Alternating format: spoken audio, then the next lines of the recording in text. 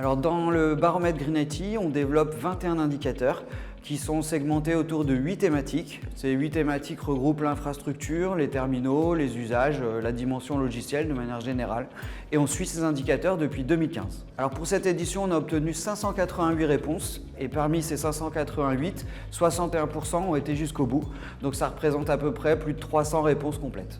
J'attendais une forte maturité, une forte montée en connaissance sur le sujet parce que c'était notre première édition post-Covid et donc on espérait que la sensibilisation ait fait son œuvre. Force est de constater que la maturité stagne, mais on a quand même senti une belle montée sur les acteurs de l'infrastructure IT qui sont concernés depuis quand même beaucoup plus de temps que les autres et donc qui ont monté de manière conséquente depuis la dernière édition. Un résultat positif de cette 4e édition depuis 2015, c'est la montée en puissance des responsables numériques responsables et de fait, les bonnes pratiques se mettent en place. Alors mon premier conseil, c'est allonger la durée de vie des équipements. Le principal impact naît à l'extraction des matières et à la fabrication et dès lors, plus on allonge la durée de vie, plus on réduit son impact. Et puis le deuxième conseil que je peux donner, c'est de s'intéresser aux nouveaux modèles d'économie, l'économie circulaire et l'économie de fonctionnalité, en particulier dans le secteur de l'IT, où il est question de vendre l'usage et puis les équipements.